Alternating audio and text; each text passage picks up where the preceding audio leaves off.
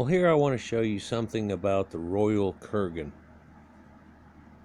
Probably a lot of you have seen this. I've actually had it in 2 videos, both of which I did on Kurgans.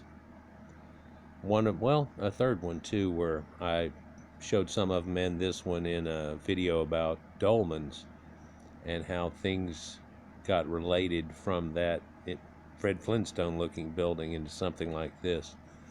If you look at the architecture here, hand of God if you will, you can see that it's run straight up here, and then it starts being inset about 4 inches with every new stone up to the top, and it pinches off.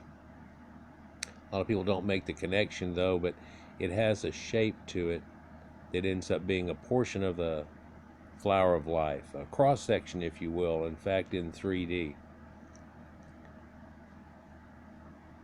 Looking at this would have been looking into the tomb, which has a 37-foot egress leading in, which is a sacred geometry number, by the way.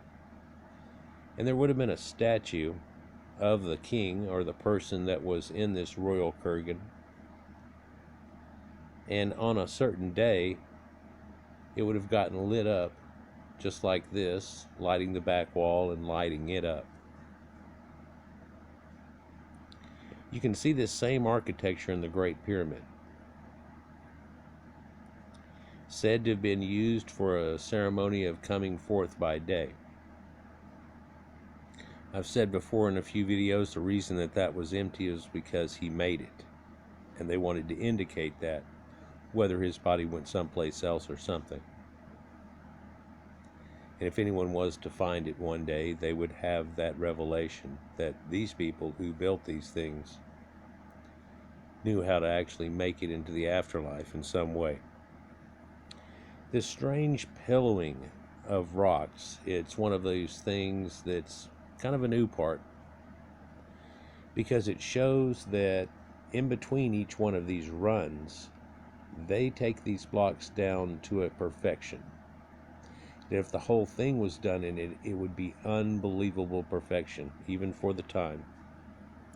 Perfectly smooth and fitted blocks. It is, if you look at the points here. It's one of those things where a credit card might fit through in a few places. But they leave the pillows on here on the rocks. This is kind of like that nubs thing, but it's extremely exaggerated in this instance. But you can see these pillowed rocks that are made perfect for the in-betweens and where they fit together in a lot of old structures. And I've tried to show you in other videos that this same culture were the people and the masons that were doing this type of work.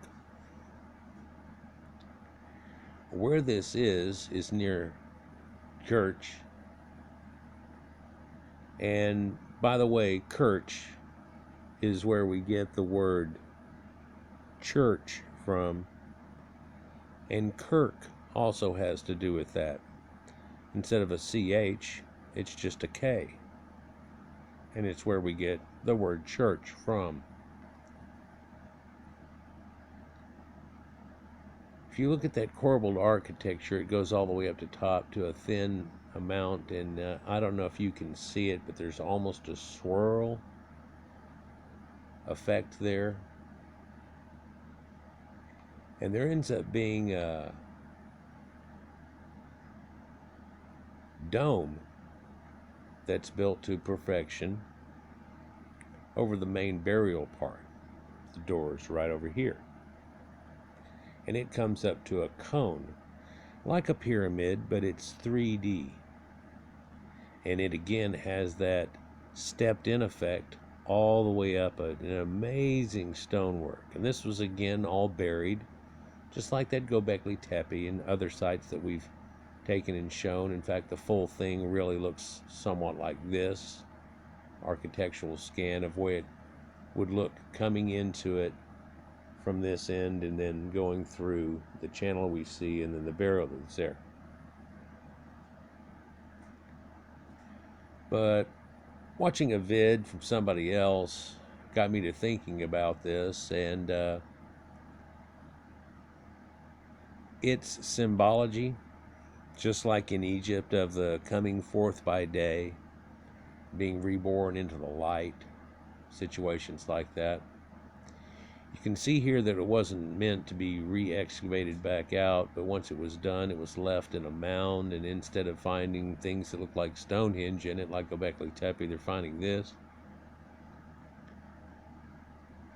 Cottages and places that are there to help protect and keep it while people come to look at it. Strangely, a beehive just off of the edge of the screen there.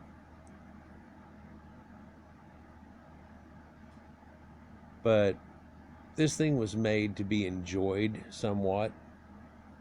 And let's look a little bit of Vlad 9VT's video on it here in Royal Kurgan's, and it'll give you an idea of kind of what it looks like coming into it. And this appears to be not quite the exact day, but close, doesn't it? Where the shadows are playing through here. But if you look along the side right here, you can see the wellness of that architecture and stonework that's there. Incredible. So maybe you noticed that the first of this, that coming into it with all of its beams and the way it's cut in, and I said it's connected to a flower of life, that it has this effect that it's spreading out at you in light, and light's emanating from that point. So if we watch what it looks like whenever you come in, you see a gradient right there. Looks like a halo, explosion of light. Something we associate with Jesus Christ and everything, right? The Transfiguration, which is where he actually turns into the sun, by the way. I've showed in other videos, and where they show that concept, and after trumping everybody else with baptism and Asclepius and healing and so on like that, he becomes the sun. Here, though, emanating from that light, if we were maybe to look at it from a different point of view, we'd get the point of view of what was supposed to happen to this person. Coming through this gives you a weird eeriness of coming into a point, something that is focused. And again, on that solstice, it would have lit up a statue right there in that perfect form that's there. And so you come in, and of course there's that corbeled ceiling we talked about, and runs up. So this is what it would have kind of looked like from the point of view that it was a statue, that is the Ka form and the essence of the human body as he starts to come out of this, or as he gets reborn in the coming forth by day, which is the real name for the Book of the Dead, though.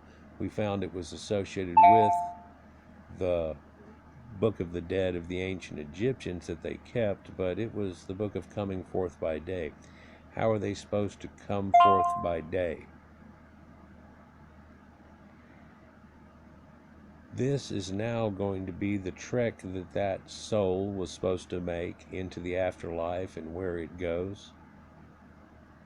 Perhaps you might have seen something that looks just like this in videos they show about angels and Christ and all of this type stuff, but also whenever you see poltergeists and Carol Ann and things like that. For we're about to take the walk of the coming forth by day.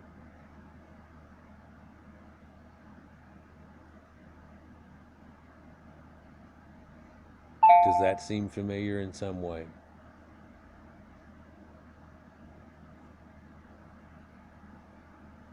In that room there, looking back at it again from the other way, and if there was a person illuminated in that exact spot right there, giving out the glow that we're talking about, the light emanating, that would be the Christ. All of us aspire to be the Christ. From a time before time, here's somebody being resurrected as the Christ in that same way. And it's not that the beam was supposed to be coming in like that was Christ visiting him in any way. Look at this a different way. He was to be the Christ. Is this someone special? This is something for everyone, taken to the nth degree by someone in ancient time.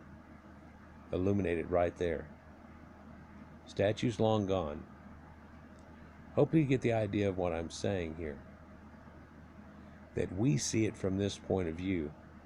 But if you were to stand there in that glow, take a look back, just like this, and you were to take that walk, this is the walk of the Ka,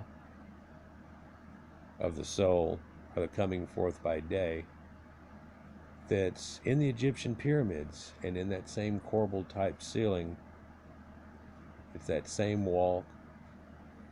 It's that same idea of go into the light, come into the light, that you hear so much about.